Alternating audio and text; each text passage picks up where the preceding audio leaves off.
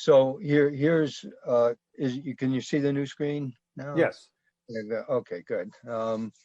So here's a more elaborated schemata of human development that comes from people like Ken Wilber, but there are many thinkers working in this area.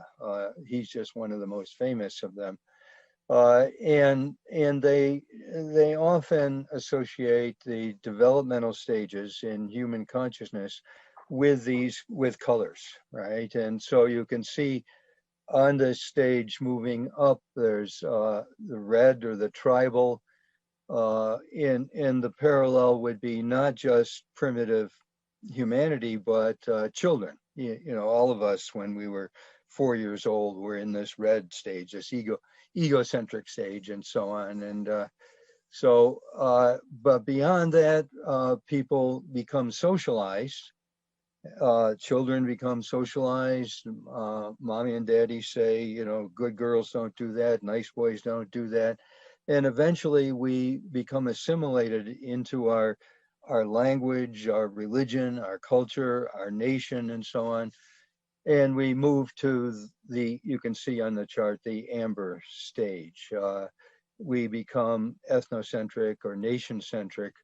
And it seems to us from that point of view, when we look at other cultures, we recognize that they're different, but they always seem less rational, less natural than our own. Our own has given preference in thinking and so on. These stages continue. Ken Wilber depicts another stage beyond that, values and rationality, individualism and democracy, when we begin to become world-centric. We begin seeing there's a world and that reason has this kind of universal character to it.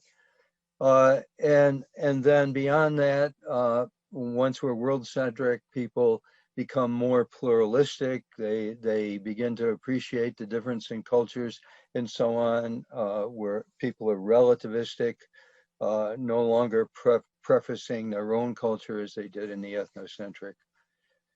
And then you can see on this chart, there's a break, right? There's a break, and from the point of view of Ken Wilber and other thinkers in this tradition, there are higher levels that we haven't yet, most of us haven't yet ascended to yet.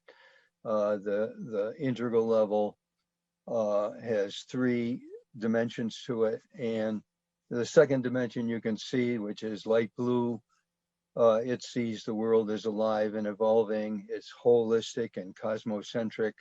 It lives from both an individual self and a transpersonal self.